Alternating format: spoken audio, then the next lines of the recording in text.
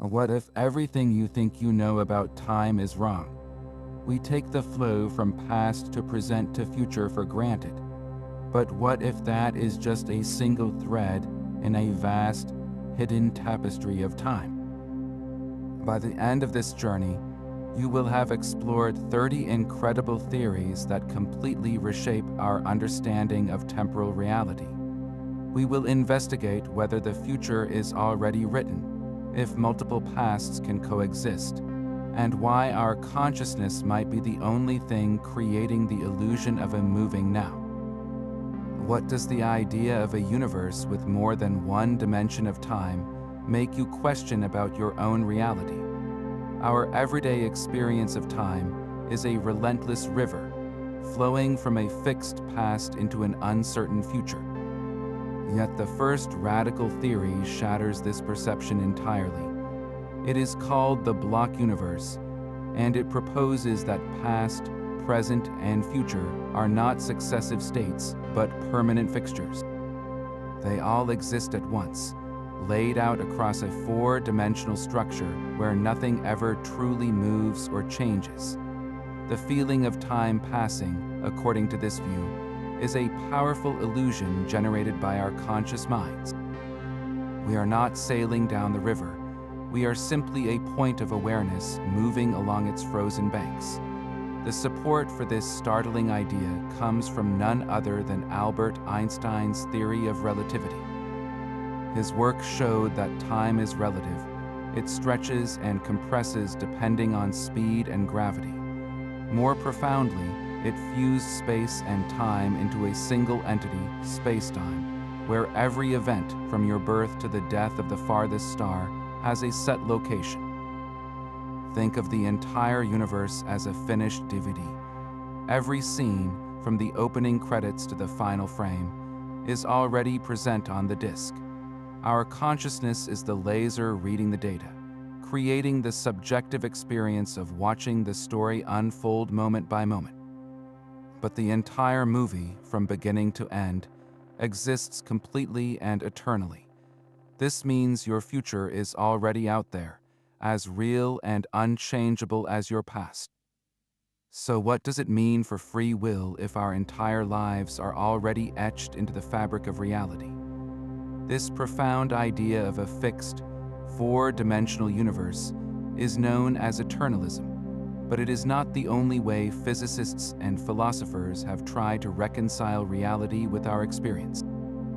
A compelling alternative is the growing block universe theory. This model suggests that reality is not a finished DVD, but a film strip that is actively being developed. The past and the present are real and concrete, like the frames of the movie that have already been exposed and processed. They are fixed, unchangeable history. The future, however, is the blank, unexposed film. It does not exist yet. It is pure potential, waiting to be written. In this view, the now is the very edge of creation, the cutting edge between the solid block of the past and the nothingness of the future. Every moment, the block of reality grows as new moments solidify into the past. So is our present the leading edge of an expanding cosmos. This philosophical tug of war between eternalism and the growing block universe forces us to question the nature of existence itself. Are all moments, including your future, equally real and out there? Or is only the past truly settled, with the future remaining an open question? The implications for free will are staggering. Under eternalism, your choices feel real, but they may be just predetermined markers on a map you are destined to follow. In the growing block model, your decisions at the edge of the now could be genuinely shaping what becomes real, actively building the universe moment by moment. This places an immense weight on our present actions. Are we merely reading a story, or are we the authors, writing it one decision at a time? The weight of our choices feels immense, but what if the very direction of time itself is an illusion born from chaos? This leads us to the third theory, the arrow of time, which finds its roots not in philosophy but in the cold, hard laws of physics. The universe possesses a fundamental asymmetry, a reason why eggs scramble but never unscramble, why ice melts in your drink but never spontaneously reforms in the glass. This one-way street is governed by the second law of thermodynamics, which states that the total disorder or entropy of an isolated system always increases over time. Entropy is simply the measure of randomness, the progression from order to disorder. Imagine a brand new deck of cards, perfectly ordered by suit and number. Shuffle it once, and its order decreases while its randomness increases. You would never expect a randomly shuffled deck to leap back into its pristine, box fresh order on its own. That relentless drive toward disorder is what gives time its arrow. We remember the past because it was a state of lower entropy, more ordered, and the future is a state of higher entropy, more disordered. Our brains themselves are records of this process, storing memories as irreversible chemical changes that align with the universal flow from order to chaos. But this seemingly solid explanation harbors a bizarre and profound paradox, known as the Boltzmann brain. If the universe tends toward maximum disorder over immense cosmic timescales, then random fluctuations could, by sheer chance, spontaneously assemble a fully formed, conscious brain, complete with false memories of a past that never actually happened. According to pure probability, it is statistically more likely for a single, self-aware brain to fluctuate into existence out of the void than for the entire ordered universe we see around us to have come into being. So, are you a product of billions of years of cosmic evolution? Or are you just a momentary flicker of consciousness in a vast, chaotic eternity, mistakenly believing you have a history? The arrow of time points a way forward, but it may also point toward a reality far stranger than we can possibly conceive. The unsettling possibility that we might be momentary flickers in the void gives way to an even more expansive vision of reality. Our journey into the hidden dimensions of time now takes a dramatic turn into the realm of the multiverse. This fourth theory suggests that time does not merely flow in a single stream, but constantly splits into countless branches, creating an infinite tree of parallel timelines. This idea originates from the bizarre world of quantum mechanics, specifically the many worlds interpretation. In the quantum realm, particles exist in a fuzzy state of probabilities until they are observed. The classic thought experiment is Schrödinger's cat, a hypothetical feline sealed in a box with a radioactive atom. According to quantum rules, until someone opens the box to look, the atom is both decayed and not decayed, and the cat is therefore both alive and dead at the same time, existing in a blurred superposition of states.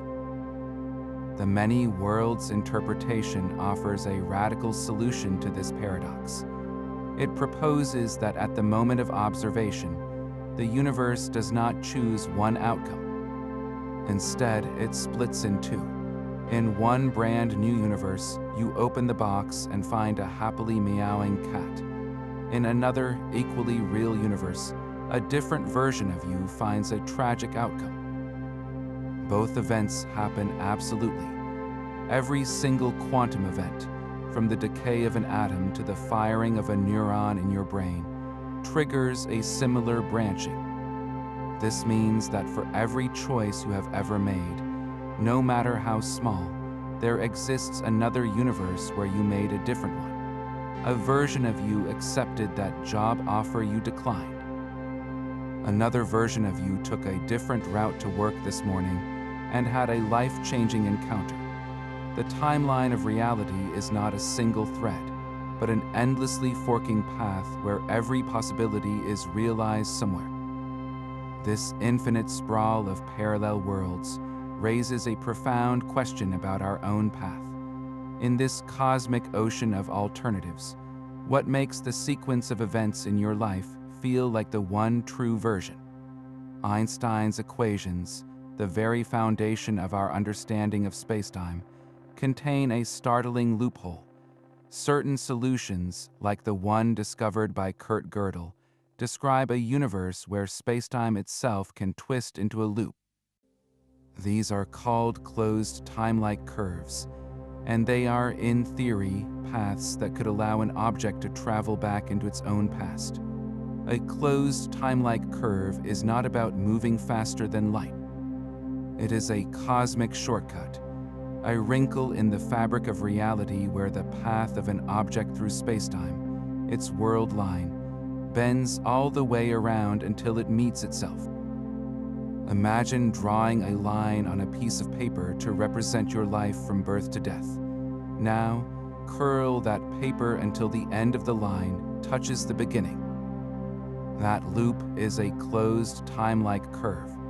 If you could follow such a path, you would eventually return to the exact same moment in spacetime from which you departed. You could, in principle, meet your younger self. This possibility immediately raises one of the most famous logical puzzles in all of science fiction and philosophy, the grandfather paradox. What would happen if you traveled back in time and prevented your own grandfather from meeting your grandmother? If you succeeded, you would never be born, which means you could never have gone back in time to commit the act in the first place. It is a logical contradiction that seems to make time travel an impossibility. Yet, physicists like Kip Thorne have taken these ideas seriously, exploring whether the laws of physics might offer ways to resolve the paradox. One compelling solution is the idea of a self-consistent timeline. In this model, the universe simply would not allow the paradox to happen. Your actions in the past would inevitably, through a complex chain of events, lead to the very future that allowed you to travel back in time in the first place. Perhaps your attempt to change history is what causes it. Maybe you go back to save your grandfather, but in doing so, you accidentally introduce him to the woman who becomes your grandmother. Your presence in the past was always a part of events, locked into a stable, unchangeable loop. This suggests that if closed time-like curves are real, free will might be an illusion on a cosmic scale, with every event trapped in an inescapable, predestined script. But are these temporal loops actually possible in our universe? Or are they merely mathematical curiosities? Mathematical curiosities they may be, but the existence of closed time-like curves forces us to confront the true plasticity of spacetime. Yet this malleability reaches its ultimate extreme in our sixth theory, which proposes that our entire reality, time and all, is nothing but a grand illusion. This is the holographic principle, and it suggests that our universe is a hologram, not a literal hologram like on a credit card, but a projection from a lower dimensional surface. The three-dimensional space we inhabit, along with the relentless flow of time, might be information encoded on a distant, two-dimensional boundary that surrounds us. Picture the world around you, with its depth and movement, as a magnificent three-dimensional movie. The holographic principle argues that this movie is actually being projected from a flat, two-dimensional screen. All the information needed to create every star, every planet, and every moment of your life is painted on this fundamental cosmic canvas. Time, in this view, is not a fundamental river flowing through the cosmos. It is an emergent property, a side effect that arises from the complex way information is processed and translated on that lower dimensional surface. The origins of this staggering idea lie in the most extreme environments imaginable, black holes. Physicists like Leonard Susskind were grappling with a paradox. Black holes have entropy, a measure of their internal disorder, and that entropy is proportional to the surface area of their event horizon, the point of no return. This was bizarre because entropy is supposed to relate to volume, to the amount of stuff inside a system. But a black hole's information content, its entropy, seemed to be defined by its two-dimensional surface area, not its three-dimensional volume. It was as if all the information about everything that ever fell into the black hole was not lost within its depths, but was instead smeared like a cosmic fingerprint across its outer boundary. This led to the radical proposal that our universe might operate on the same principle. The three-dimensional reality we experience, complete with the arrow of time, could be a holographic projection from the two-dimensional edge of the observable cosmos. If time is not fundamental, but merely emerges from how information is structured on that boundary, then our persistent feeling of a flowing now is a profound and beautiful deception. We are not moving through time. We are experiencing a complex decoding of static data. The passage of time might be as illusory as the sensation of movement in a movie, a seamless trick played by the cosmic projector. The holographic universe suggests our reality is a projection, but what if time itself is stitched together from tiny, indivisible pieces? Causal set theory offers this startling vision, proposing that the smooth, continuous flow of time is an illusion emerging from a deeper, granular reality. At the most fundamental level, space-time may not be a seamless fabric. Instead, it could be a vast collection of discrete points, like individual grains of sand. These are the atoms of space-time, the irreducible building blocks of existence. They are not scattered randomly, however. Each point is connected to others by the fundamental relationship of cause and effect. One event causes another, and that causal link is the thread that weaves the set into a structured whole. This cosmic network, this tapestry of causes, is the causal set. Our experience of smooth, flowing time is what emerges when we zoom out from this fine-grained structure. Much like a digital photograph appears smooth and continuous from a distance, even though it is composed of countless individual pixels. The relentless tick of a clock, then, is not tracing a fundamental river, but is instead counting a sequence of these causal steps. This theory provides a potential bridge between the world of Einstein's general relativity and the bizarre quantum realm. Relativity describes spacetime as a smooth, dynamic canvas, while quantum mechanics deals in discrete packets of energy and probability. Causal set theory suggests that the canvas itself is pixelated, offering a way to unify these two pillars of physics into a theory of quantum gravity.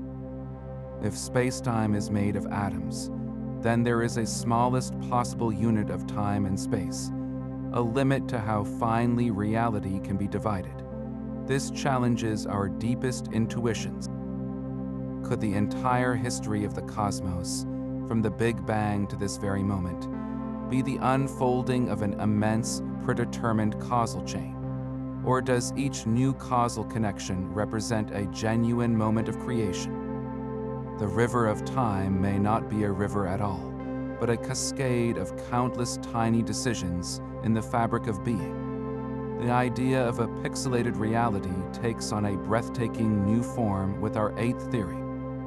Loop quantum gravity dares to propose that the very fabric of spacetime is woven from a network of tiny, vibrating loops.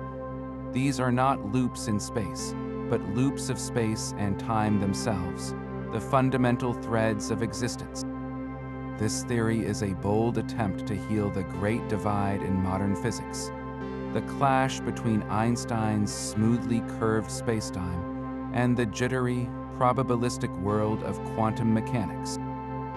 It suggests that on the smallest possible scale, the universe is not a continuous sheet, but a seething web of these one-dimensional loops. connected at nodes. Space and time are not a backdrop for the universe. They are the universe, and they are made of something. In this framework, time itself is quantized. It is not a smooth, flowing river, but a series of incredibly tiny, discrete steps. The universe has a fundamental clock ticking at the Planck scale, a unit of time so minuscule that it makes a nanosecond seem like an eternity. There is no such thing as a duration shorter than 1 Planck time, just as you cannot have half an electron.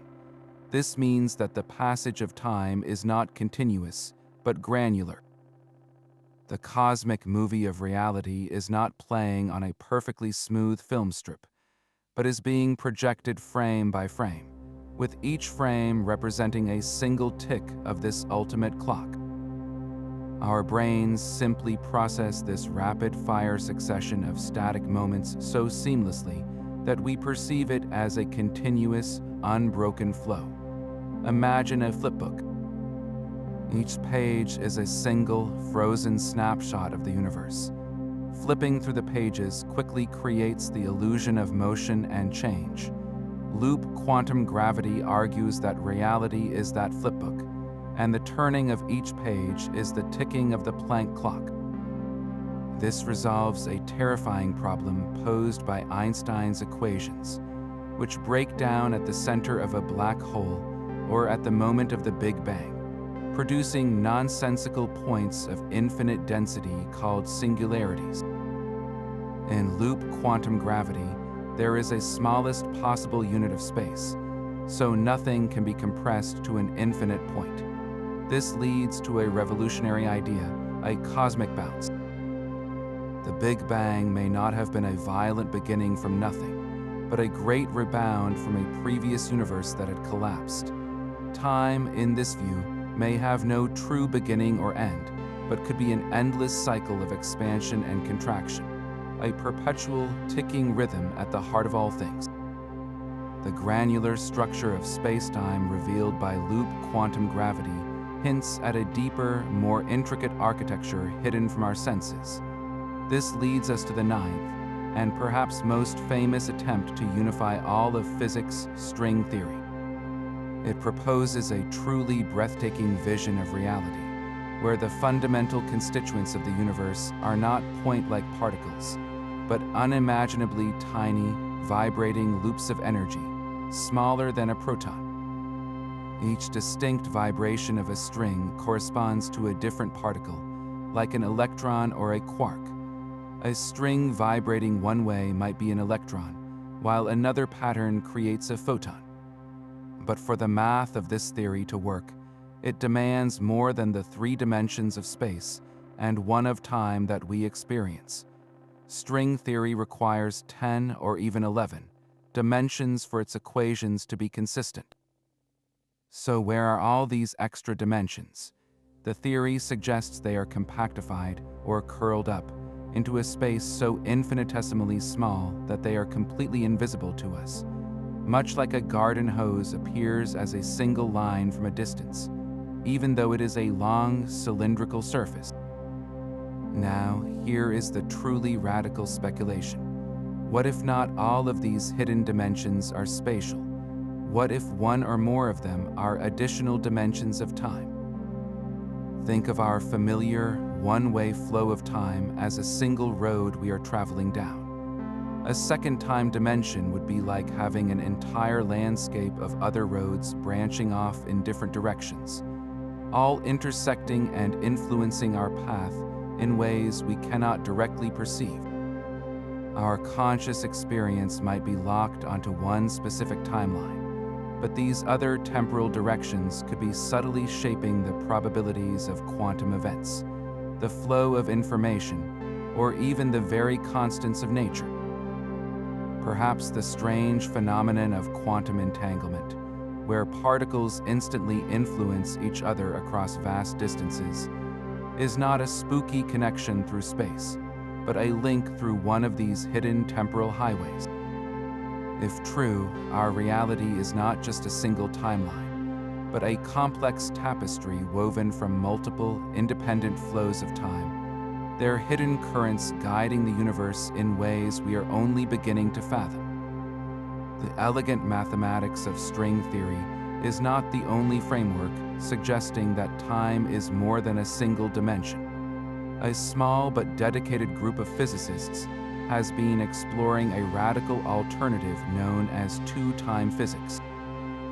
Pioneered by researchers like Itzhak Bars, this theory posits that the fundamental laws of the universe are best described not with one dimension of time, but with two.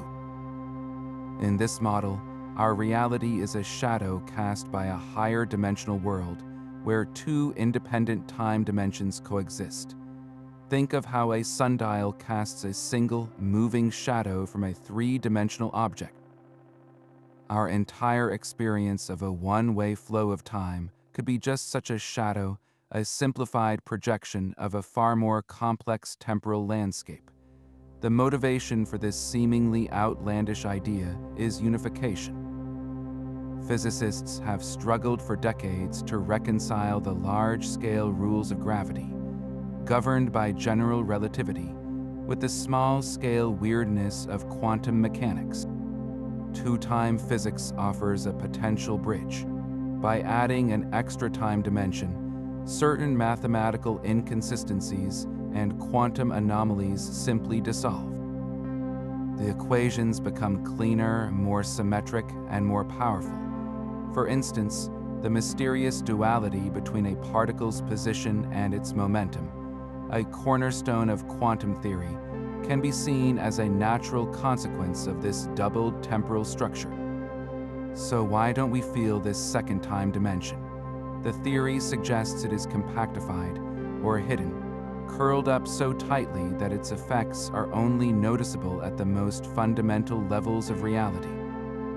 Our conscious awareness, our memories, and our perception of cause and effect are all locked onto a single timeline, a single slice of this richer reality. Yet the second time dimension could be subtly influencing everything. It might be the hidden variable that guides the seemingly random outcomes of quantum events, or the reason why the laws of physics appear so finely tuned for life. If two-time physics is correct, then our unshakable belief in a single, flowing river of time is a profound limitation of our perception. We are not sailing on the river, we are merely seeing its reflection on the water's surface, unaware of the deep, multidimensional currents flowing just beneath. This 11th theory dismantles the very stage on which reality plays out, proposing that time is not fundamental at all. The emergent time hypothesis suggests that the flow of time is not a primary feature of the cosmos, but a collective illusion that surfaces from deeper, timeless processes. Think of the concept of temperature. In our daily lives, we feel hot and cold as real, tangible properties. But zoom in to the molecular level, and temperature vanishes. What you find are countless molecules zipping around, each with its own kinetic energy. Temperature does not exist for a single molecule. It is a statistical property that only emerges when you consider the average motion of trillions upon trillions of particles.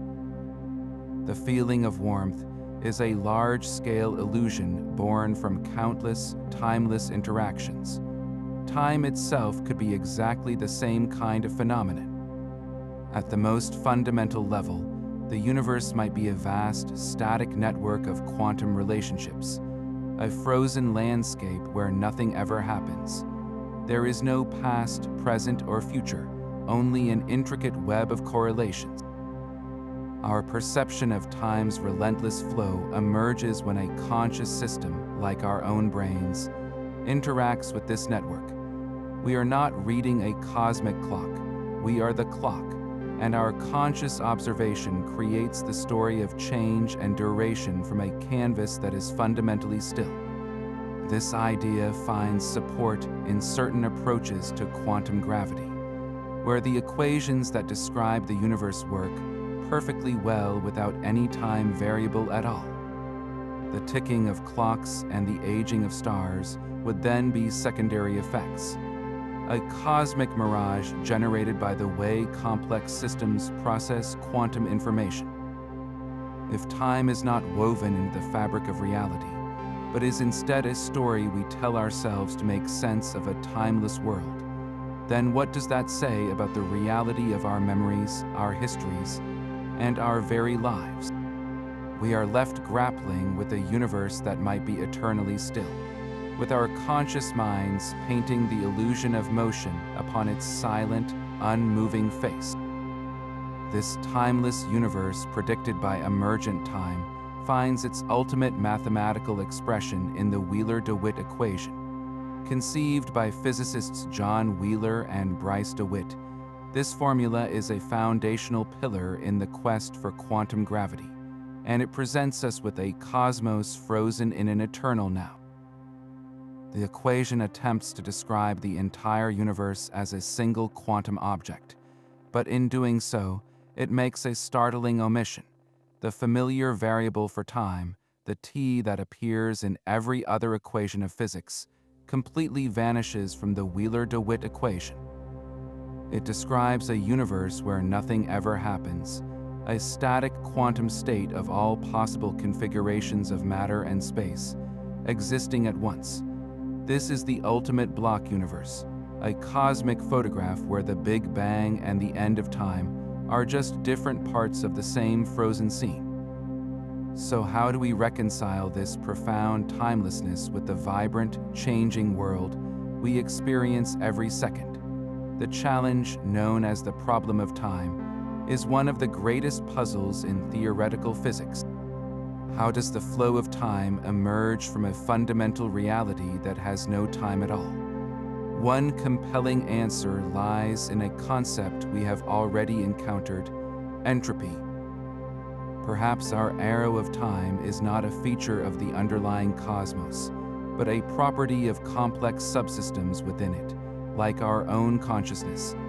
Think of the entire timeless universe as a perfectly still mountain. We are not the mountain itself, but a stream flowing down its side. From the perspective of the mountain, nothing changes, but from the perspective of the water in the stream, there is a clear and irreversible direction, a flow from a high energy state to a low energy one. Our conscious experience is that flowing water, trapped within a small part of the timeless whole, perceiving change because we are part of a process that moves from order to disorder. We are not reading the cosmic clock because there is no clock to read. We are the clock, and our ticking is the sound of the universe processing its own information, creating the beautiful and poignant story of time from a script that was written without it. The relentless march of time may not be a fundamental force, but a side effect of cosmic imbalance. This 13th theory, the thermal time hypothesis, proposes that time's flow is a thermodynamic artifact, a ghost that emerges because our universe is in a state of profound disequilibrium. The physicists Alain Connes and Carlo Rovelli developed this idea, suggesting that what we perceive as the ticking of a clock is not tracing a deep cosmic river, but is instead a measure of the universe's statistical tendency toward disorder.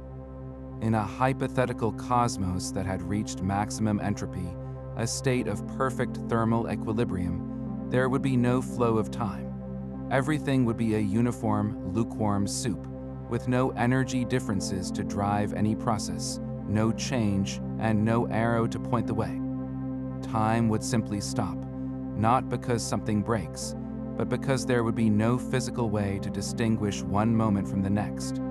The flow we experience is a direct consequence of the universe's journey from a highly ordered, low entropy past to a disordered, high entropy future. Our clocks are not measuring some ethereal temporal substance. They are effectively measuring the gradient, the slope down which the cosmos is sliding. A working clock is a device that reliably turns this energy difference into a regular, countable process, like a water wheel turning in a flowing stream. The water wheel needs the stream's flow to turn, and the clock needs the universe's imbalance to tick. This means that now is not a universal present, but a local phenomenon defined by our own thermodynamic state.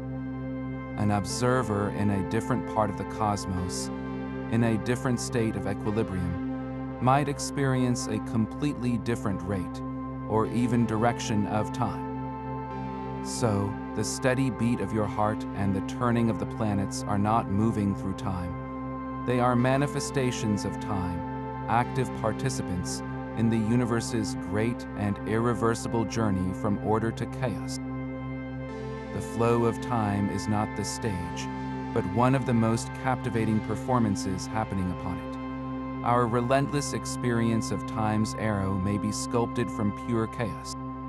The 14th theory, known as causal dynamical triangulations, constructs reality from the ground up using the simplest of geometric shapes.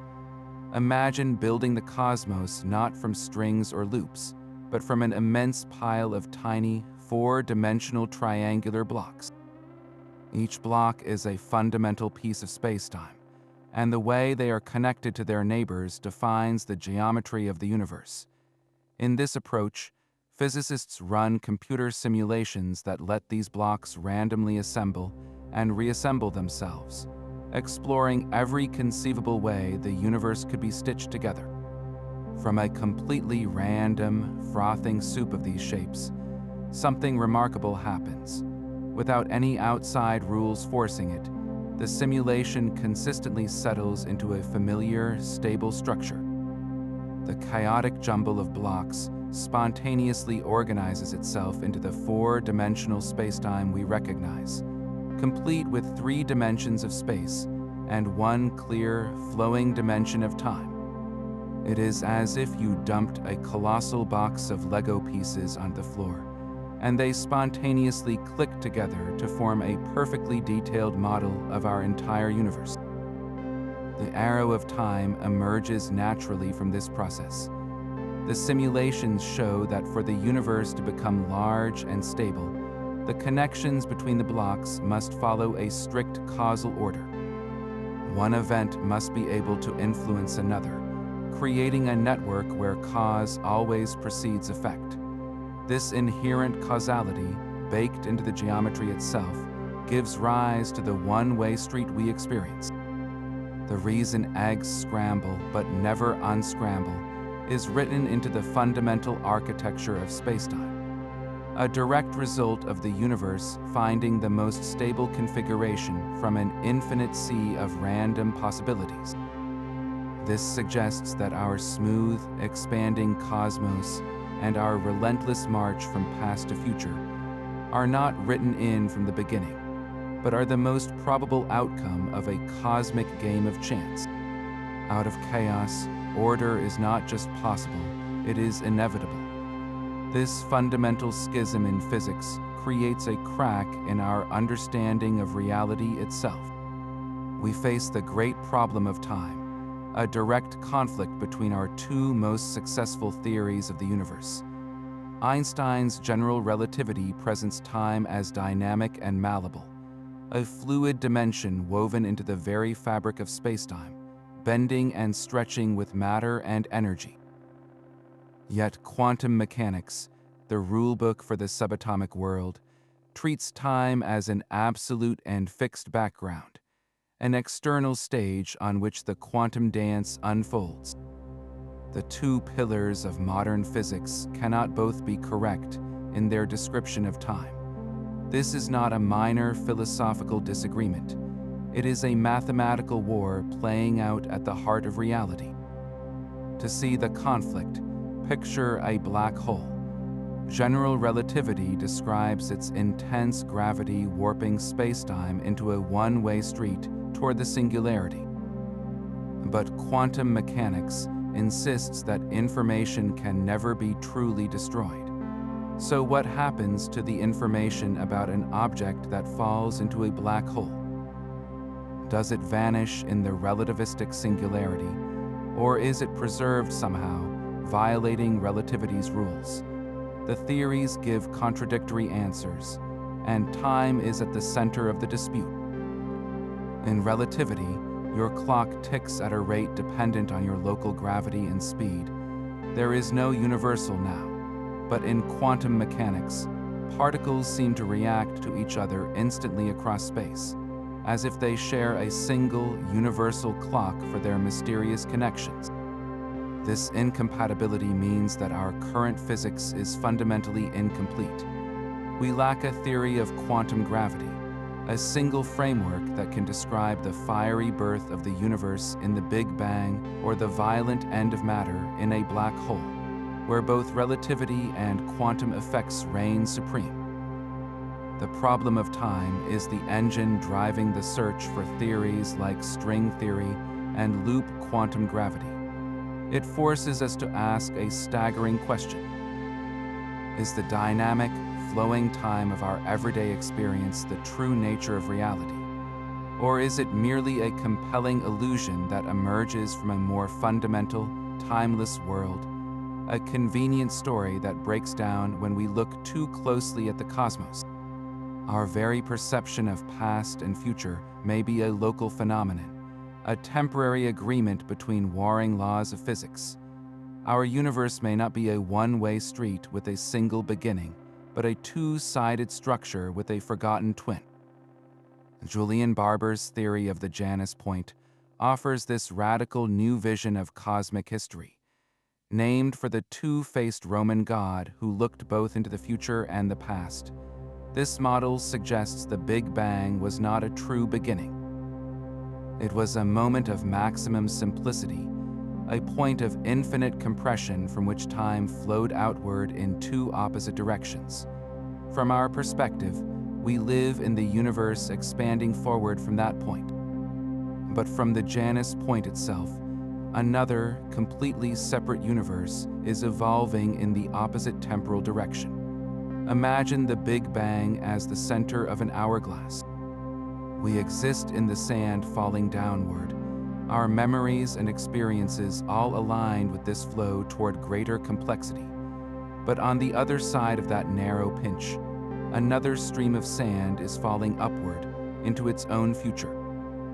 From its perspective, its past is our future, and its future is our past. This is not merely a universe running in reverse like a rewound video. In that other branch, the laws of thermodynamics would operate from their perspective in a perfectly normal way. Their sense of cause and effect would be intact. Their consciousness would flow from their past to their future, and they would remember events that, from our point of view, have not yet happened. They would see our universe as the one moving backward. This resolves the profound mystery of why our universe began in such a highly ordered, low entropy state. The Janus point is that state, the shared moment of ultimate order for both universes. As both branches move away from it, their entropy increases, creating two distinct, valid arrows of time pointing away from each other. We are forever separated from our cosmic twin by the impassable barrier of that initial singularity, two histories born from a single moment, eternally evolving in opposite directions from a forgotten, unified now. The relentless expansion of our twin universes from the Janus point cannot continue forever. Every story must have an ending, and time itself may be no exception. The 17th theory forces us to confront the ultimate destiny of time, a finale written not in fire or ice, but in the slow, inevitable fade to black. This is the cosmic heat death, the final state of maximum entropy. In this distant future, trillions of years from now, the last stars will have burned out, and black holes will have evaporated into faint whispers of radiation. The universe will become a vast, dark, and nearly perfect vacuum, a thin soup of particles so spread out that temperatures approach absolute zero, with no energy differences left, no hot spots or cold spots to exploit. All change grinds to a halt. No chemical reactions can occur, no clocks can tick, and no thoughts can form. The arrow of time, which depended on the journey from order to disorder, simply vanishes because the destination has been reached. There is no more past or future, only a uniform, eternal, and static present. Time, for all intents and purposes, freezes solid. But what if the end is not a slow fade, but a violent and sudden rending? An alternative fate is the Big Rip. In this scenario, a mysterious force known as dark energy does not just accelerate the expansion of the universe, it grows infinitely stronger over time. Billions of years from now, the repulsive force would become so powerful that it overwhelms all other forces in the cosmos. First, it would tear apart galaxy clusters, then individual galaxies. As the end draws near, stars are ripped from their solar systems. In the final moments, the fabric of spacetime itself is shredded. Planets, molecules, atoms, and even the very nuclei of atoms are torn asunder. In this cataclysm, spacetime ceases to have any coherent structure.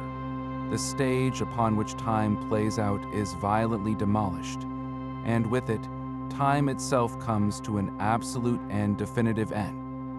Whether through a deep freeze or a violent tear, these theories suggest that time is not an eternal, fundamental aspect of reality, but a temporary phase in the life of the cosmos, a story with a first page and a final, chilling sentence. While the cosmos may be heading for a final state of rest, a strange new discovery reveals a form of perpetual motion happening right under our noses. This is the world of time crystals, a newly confirmed phase of matter that defies our most basic assumptions about time itself. Normal crystals, like diamonds or snowflakes, have atoms arranged in a repeating pattern in space. Their structure is symmetrical, but if you shift them over by 1 unit in space, the pattern repeats. A time crystal is different. Its atoms are arranged in a pattern that repeats not in space, but in time. It oscillates, ticking like a clock, even in its ground state, which is the lowest energy state possible. Think of a perfectly still, frictionless pond. A normal object in its ground state would be completely motionless, like a leaf floating on the water.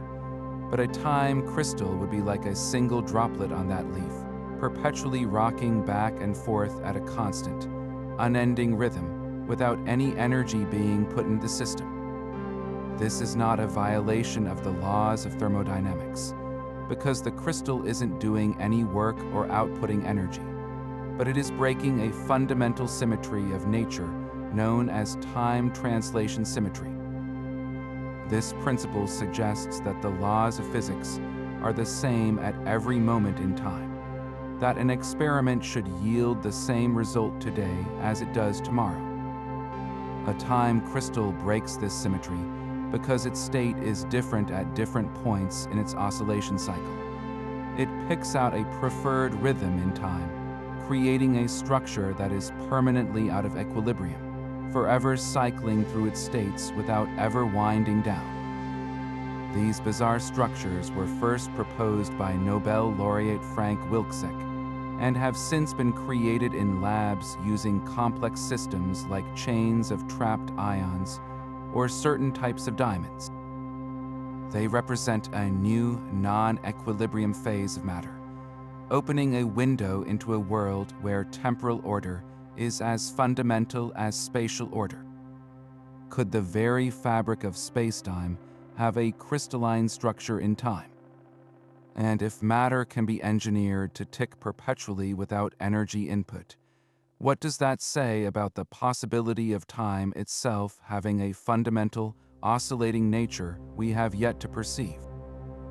The bizarre reality of time crystals hints at a universe with an innate rhythm. But what if the quantum world itself is driven by a constant conversation between the past and the future? The 19th theory, the transactional interpretation, reimagines the most fundamental interactions in the cosmos as a form of temporal negotiation. It provides a startlingly intuitive picture of quantum events like the famous double-slit experiment.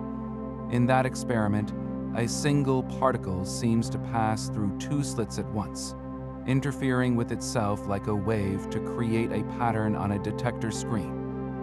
The standard interpretation is that the particle exists in a blur of possibilities until it is measured. The transactional interpretation, developed by physicist John Cramer, offers a different story. It proposes that when a particle is emitted, it sends out a wave not just forward in time, but backward as well. This is an offer wave, a kind of potential handshake that travels in the future, exploring all possible paths. When this offer wave reaches a detector or an absorber in the future, that detector sends a confirmation wave backward through time, retracing the path of the offer wave. A transaction is only completed, and the particle only becomes real at a specific location, when the offer wave and the confirmation wave find a perfect match and reinforce each other. The particle we detect is the result of this handshake across time, a deal struck between the past and the future. This process elegantly explains the strange wave-like behavior as the offer wave probes all possible routes, and the confirmation wave selects the one that will be realized. This is a clear form of retrocausality, where an event in the future, the detection, directly influences an event in the past, the emission. It suggests that the universe is not a one-way chain of cause and effect, but a web of two-way agreements. The present moment may be the result of a constant, invisible dialogue, a cosmic marketplace where possibilities from the past are confirmed by outcomes in the future. Are we and everything we observe simply the settled transactions in an endless flow of quantum negotiations? The universe seems to negotiate time itself, but what if it enforces a strict policy against paradoxes? The Novikov self-consistency principle offers a fascinating answer, proposing that the cosmos is fundamentally immune to the chaos of time travel. Developed by Russian physicist Igor Novikov, this principle asserts that any actions taken by a time traveler were always a part of history. It is the ultimate cosmic editor, ensuring that any journey into the past weaves itself seamlessly into the established timeline without creating contradictions. Imagine a billiard ball rolling toward a wormhole that connects to a 0.5 minutes in the past. The ball enters the portal and emerges from the other end, flying through the air to strike its own past self. According to Novikov, that collision was never an accident. The impact must occur in precisely the right way, at just the right angle and speed, to knock the younger version of the ball perfectly into the wormhole's opening, guaranteeing its own journey through time. The path is a single, unbreakable loop, preordained and perfectly consistent. There is no alternate version of events where the ball misses. The universe simply will not allow it. The physical laws governing the interaction, from the friction of the table to the spin of the ball, conspire to make the apparently paradoxical sequence the only possible outcome. This principle transforms the grandfather paradox from a logical impossibility into a physical non-starter. You could certainly travel back in time with the intent to prevent your grandfather from meeting your grandmother, but something would always interfere. Your gun would jam, you would get stuck in traffic, or you would have a sudden change of heart. Your very presence in the past, along with every action you take, was always a part of that history, inevitably leading to the future you left behind. This suggests a universe of profound, perhaps infinite, predestination, where free will is an elaborate illusion, and every event is locked into an inescapable, self-consistent script. Are our lives a story we are writing, or one we are merely reading, with every twist and turn already etched in the final draft? Stephen Hawking looked at the same troubling equations that suggested time travel might be possible and proposed a cosmic failsafe.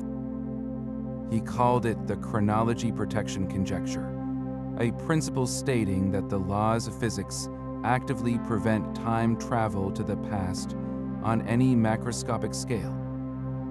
Hawking essentially argued that the universe has a built-in immune system against paradoxes, a set of physical mechanisms that would shut down any attempt to build a time machine. His reasoning was elegantly simple. If time travel were possible, he said, then where are all the tourists from the future? The silence is deafening. The mechanism for this cosmic protection may lie in the bizarre behavior of the quantum vacuum. Even in what we consider empty space, the void is not truly empty. It is a seething foam of virtual particles, pairs of particles and antiparticles that constantly pop into and out of existence, borrowing energy from nothing for an immeasurably brief moment before annihilating each other. Normally, this quantum frenzy is balanced and invisible, but if you try to create a time machine, like a wormhole stabilized by exotic matter, this delicate balance is shattered. As one end of the wormhole is accelerated to create a time difference, these virtual particles get trapped. A particle traveling through the wormhole could go back in time and interact with its younger self, creating a feedback loop. With each loop, the particle's energy would be amplified, building upon itself over and over again. This runaway process would concentrate an infinite amount of energy in the region of the wormhole or the closed time-like curve. The result would not be a gateway to the past, but a cataclysm. The infinite energy surge would either destroy the wormhole instantly or collapse it into a black hole, severing the connection to the past before a single atom could pass through. The universe, it seems, would rather tear a hole in its own fabric than allow a contradiction to unravel causality.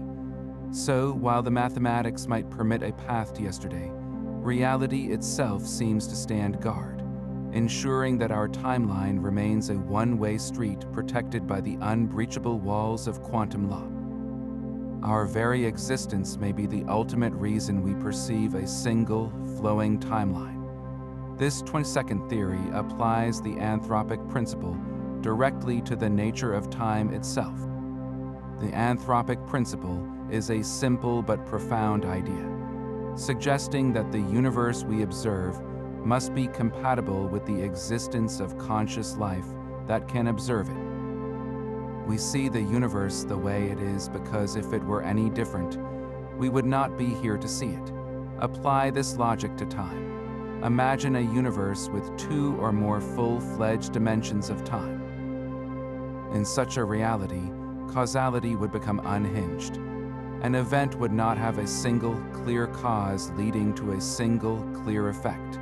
Instead, an object could move freely through multiple temporal directions, creating loops and tangles in the fabric of reality. The stability needed for atoms to form, for stars to fuse elements over billions of years, and for DNA to replicate with reliable precision would simply not exist. The laws of physics would be a chaotic mess, unable to support the long, unbroken chains of cause and effect necessary for life to emerge and evolve. We do not live in such a universe because we could not possibly exist in one. Our perception of a single, one-way arrow of time is not a limitation of our senses, but a direct consequence of our own biology. We are observers sculpted by a cosmos that allows for stable histories and predictable futures. Our consciousness is locked onto this single temporal thread because it is the only thread strong enough to weave the complex tapestry of life.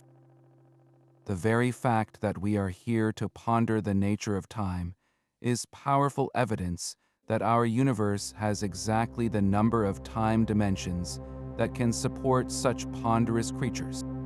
So when you feel the steady, relentless march of seconds into minutes, you are not just experiencing time. You are experiencing the one specific version of time that made you possible. Phantom energy is not a gentle force.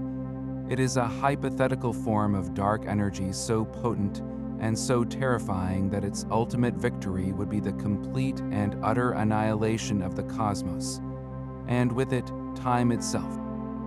Imagine the expansion of the universe not just accelerating, but the force behind that acceleration growing stronger and stronger with each passing moment. This is the essence of phantom energy, a pressure that does not dilute as the universe expands, but instead becomes overwhelmingly powerful. The initial stages of this endgame would be deceptively slow. First, the gravitational bonds holding galaxy clusters together would be overcome. The distant islands of stars we see in our night sky would be flung into an ever-deepening isolation. Next, the individual galaxies themselves would be torn asunder. The Milky Way would be shredded, its stars scattered into the ever-growing void like dust in a hurricane. Then, the phantom energy would turn its attention to our own solar system. The sun's gravitational grip on the Earth would be broken. Our planet would be ripped from its orbit and hurled into the blackness of intergalactic space. But the destruction would not stop there. As the force continues to amplify, it would target the very objects we consider solid and permanent. The Earth itself would be pulled apart. Mountains, continents, and the very ground beneath your feet would be vaporized in an instant. Next, the bonds holding molecules together would fail. The air you breathe, the water you drink, every material thing would disintegrate into a chaotic cloud of atoms. And still, the phantom energy grows. It would then tear the atoms themselves to pieces, ripping electrons from their nuclei. Finally, in the last fleeting fraction of a second, it would attack the fabric of reality. Space-time itself, the stage upon which the entire universe plays out, would be shredded.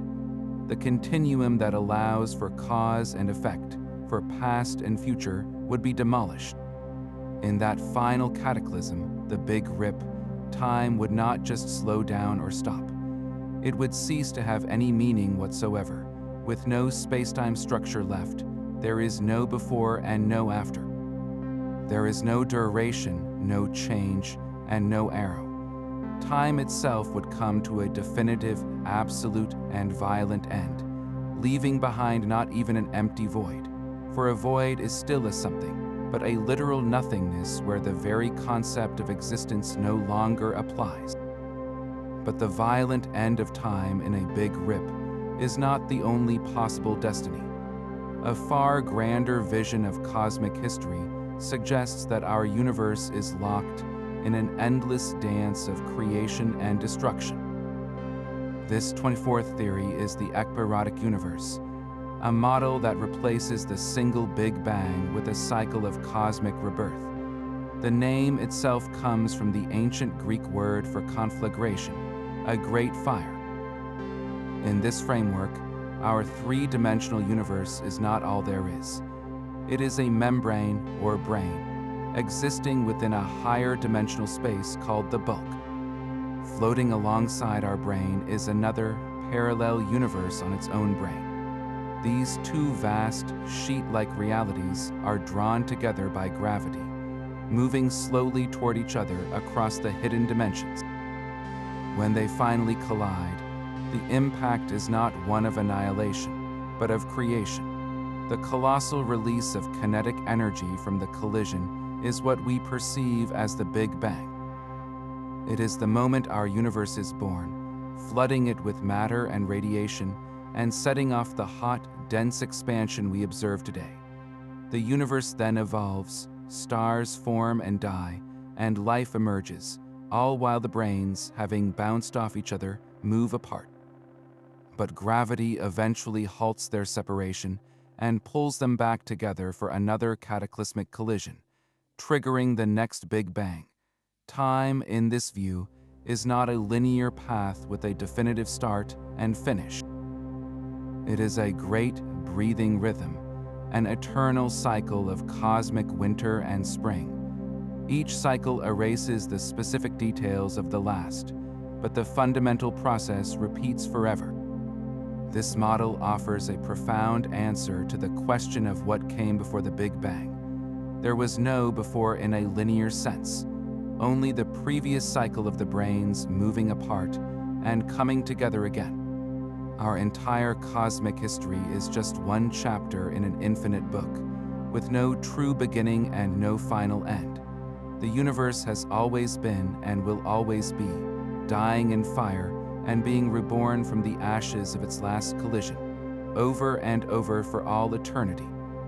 The smooth unfolding of our reality might be a beautiful deception.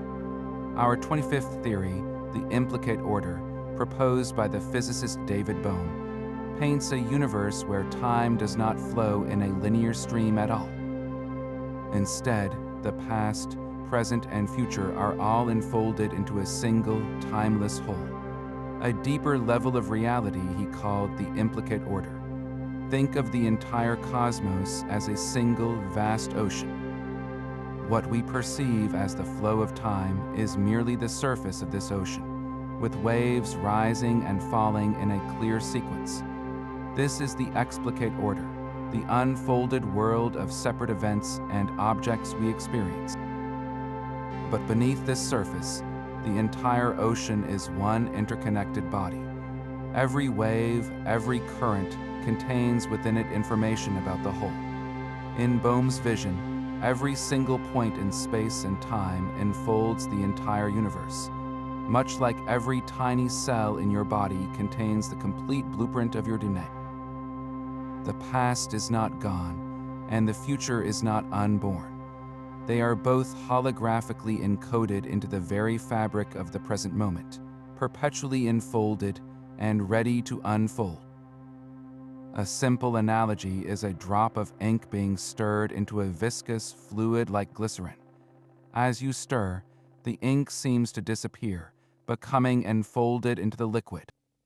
But if you reverse the stir, the ink droplet will perfectly re-emerge, unfolding back into its original form. The information was never lost.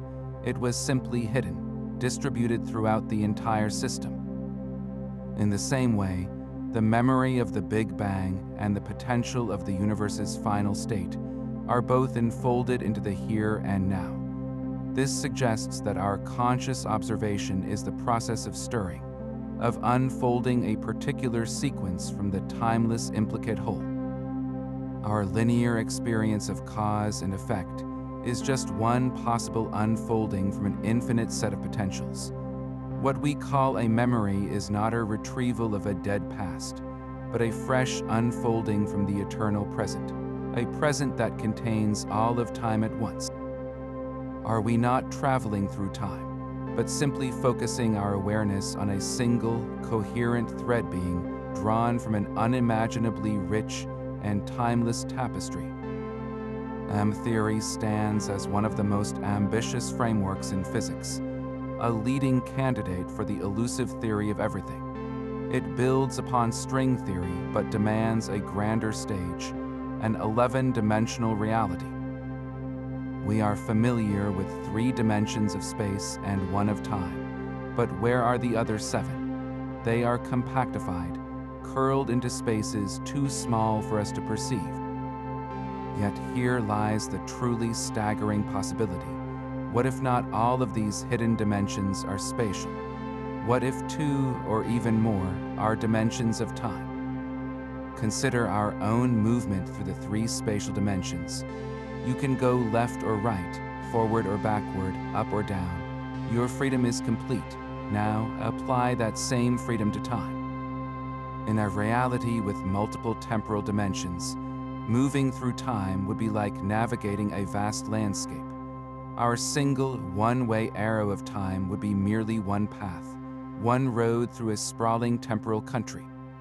A being capable of perceiving this structure could, in principle, move sideways in time. exploring alternate histories or potential futures as easily as we walk from one room to another. The rigid sequence of cause and effect that defines our existence would soften into a web of temporal relationships. An event would not have a single cause in its past, but could be influenced by events from many different temporal directions. This could provide a physical basis for the strange probabilities of quantum mechanics, where a particle's path seems influenced by future possibilities.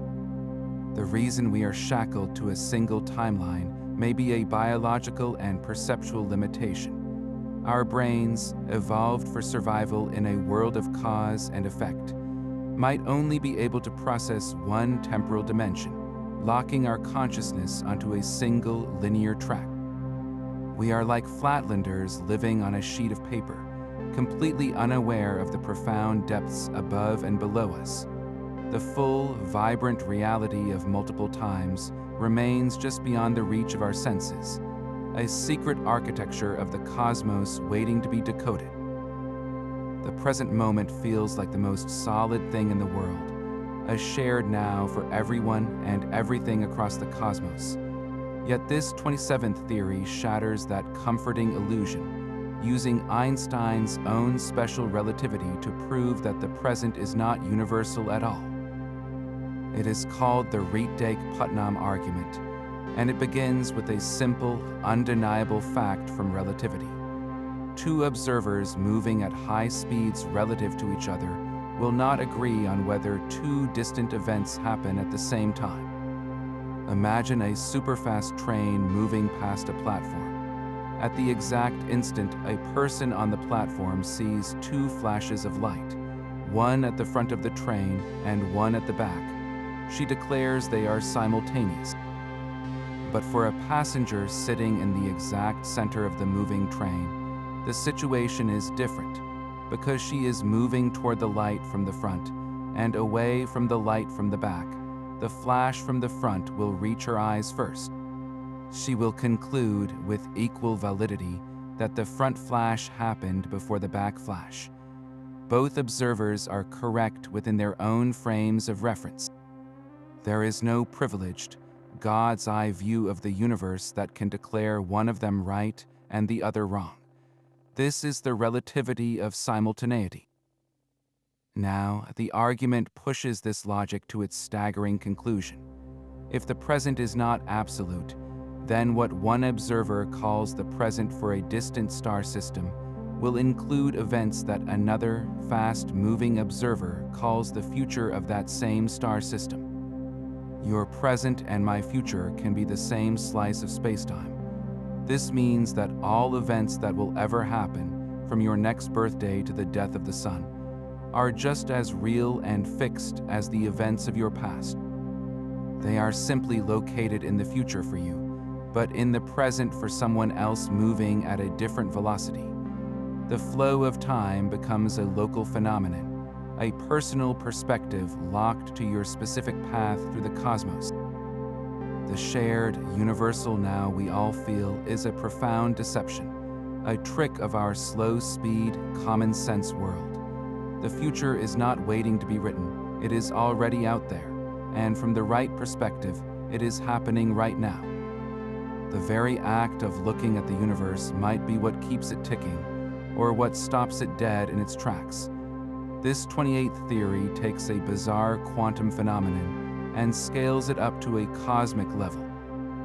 It is called the quantum Zeno effect, and it begins with an unstable particle, like a radioactive atom poised to decay. In the strange rules of the quantum world, such a particle exists in a blurred state of both decayed and not decayed. It is only when we measure it that its state is forced to choose one outcome. Now, if you measure that particle repeatedly and rapidly, something astonishing happens. The constant observation repeatedly collapses its wave function back to the undecayed state, effectively freezing it in place. The particle cannot decay because you are not giving it a chance to evolve into a different state. It is like constantly checking on a pot of water waiting to boil. Every time you lift the lid, you let heat escape, preventing the water from ever reaching its boiling point. Your observation actively inhibits the very change you are waiting for. Now, expand this idea to the entire cosmos. What if the universe itself is under a form of constant observation? The nature of this cosmic observer is one of the deepest mysteries. It could be the collective consciousness of all living beings, continuously collapsing the wave function of reality simply by being aware of it. Or it could be a more fundamental process, a universal quantum measurement happening at the boundaries of spacetime. If such a thing were true, the relentless flow of time we experience might be a direct result of this observation. But what if that observation were to become infinitely frequent, or to cease entirely? In a universe under maximum observation, change could grind to a halt. Time itself would freeze, like a movie stuck on a single frame, a permanent and unchanging now. Conversely, if all observation stopped, the universe might dissolve into a blur of infinite, unrealized possibilities, a chaos without sequence or history. This places our own awareness at the very heart of cosmic mechanics. Are we, through the simple act of perception, not just witnessing time, but actively participating in its creation? The steady beat of seconds might depend on a delicate balance, a rhythm of observation just frequent enough to allow change, but not so constant that it locks all of reality into an eternal, silent moment. Perhaps the most intimate theory of time suggests it is born not from physics, but from the inner life of the cosmos itself. Panpsychism is the philosophical view that consciousness is not a latecomer, a fluke produced by complex brains. Instead, it proposes that consciousness is a fundamental and ubiquitous feature of the universe, as basic as space, time, and matter. In this radical framework, even an electron or a quark might possess a minuscule spark of primitive subjective experience, a faint inner glow. What we call the flow of time, then, might be the collective sensation of this universal mind. Time is not a river we are floating on, but the very act of feeling, of experience, happening at every scale of reality. The relentless tick of a clock and the aging of a star are not governed by an external metronome, but are outward manifestations of an inward, conscious process that permeates all things. This perspective turns our standard scientific story completely on its head.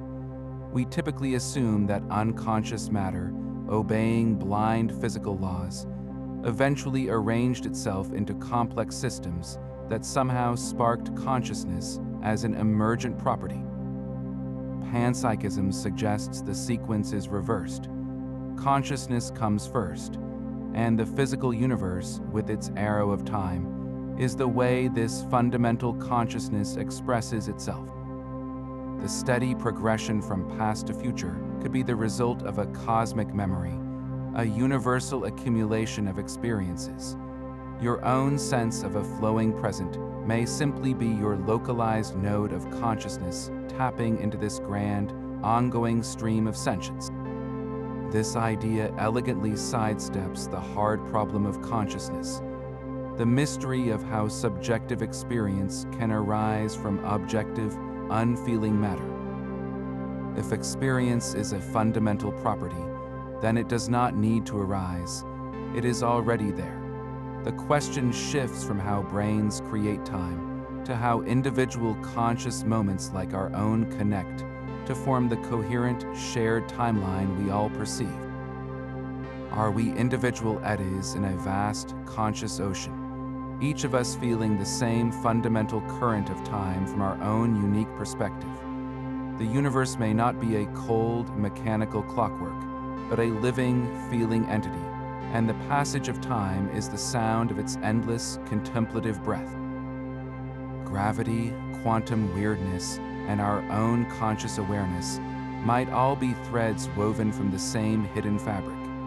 This final theory proposes a grand synthesis, a vision where the one-way flow of time we experience is not a fundamental law, but a complex symphony played by multiple, interacting dimensions of time. We feel a single, relentless current, but beneath the surface, reality could be a confluence of several temporal rivers, each flowing in its own direction and at its own pace. Our familiar arrow of time is the powerful, emergent result of their combined currents, the one direction in which their complex interactions produce a stable, coherent reality. In this model, the force of gravity might not be a warping of space alone, but a gentle slope across these hidden temporal dimensions, a gradient that guides matter and energy along the most probable path through the temporal landscape. The bizarre probabilities of the quantum world, where particles seem to be in many places at once, could be reflections of these other temporal directions, faint whispers from timelines that are real but orthogonal to our own. Even consciousness itself, that most intimate sense of a flowing now, might be the process of our brain synchronizing itself to this dominant temporal channel, filtering out the chaotic background hum of other times to create a single, stable narrative of existence. We are not simply living in time, we are a resonant pattern within a vast, multidimensional temporal field, a stable vibration emerging from the cosmic harmony of unseen clocks. The universe is not a stage with a single timeline, but a grand orchestra of time, and our reality is the one melody beautiful and stable enough to be heard. We have journeyed through 30 incredible visions of reality, from a frozen block universe to a cosmos reborn in endless cycles, from the pixelated fabric of causal sets to the phantom energy that could one day tear it all apart. Each theory peels back another layer of the ultimate mystery, revealing that the steady tick of a clock is perhaps the greatest illusion of all. The true nature of time remains one of physics' most profound and beautiful enigmas, a puzzle that connects the quantum realm to the cosmic horizon and our own conscious experience. This exploration is far from over, and your perspective is a vital part of it. Which of these theories resonated most deeply with you, and what are your own thoughts on the hidden dimensions of time? Share your favorite idea or your personal reflections in the comments below. If you are ready to question reality further, subscribe now for our next deep dive into the universe's most carefully guarded